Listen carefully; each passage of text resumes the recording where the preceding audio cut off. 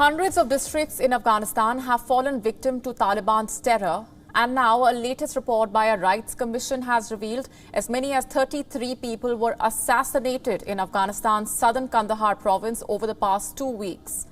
According to Afghanistan Independent Human Rights Commission, human rights defenders, journalists, religious scholars, civil society activists are being sacrificed in attacks. The organization has called the attacks on civilians a war crime. Taliban terrorists took control of Kandahar's Spin Boltak border crossing with Pakistan earlier this month. They later conducted searches to identify residents who have worked for the local government or security forces. Hundreds of residents were detained, whom the Taliban accused of association with the government. The human rights watchdog also said the Taliban have reportedly killed some detainees, including relatives of the provincial government officials and members of Afghanistan's national police and the Afghan National Army.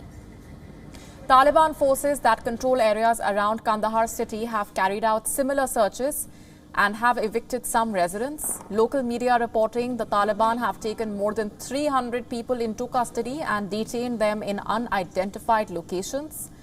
The organization has also warned the Taliban may commit further atrocities in Kandahar to retaliate against the government and the security forces.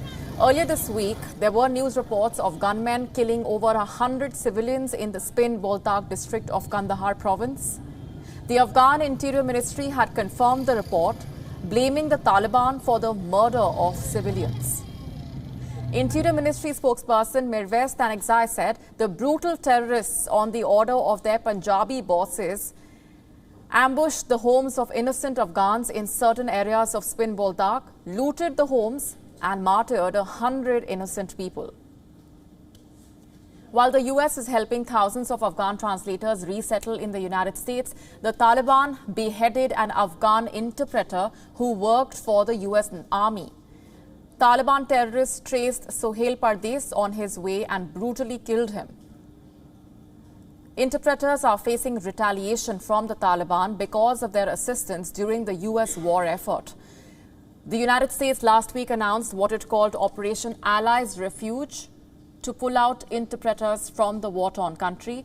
American authorities will be using a military base in Virginia to temporarily house over 700 Afghan interpreters and their immediate family members.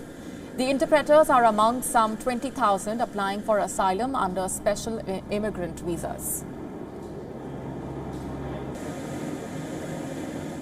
WION now available in your country. Download the app now. Get all the news on the move.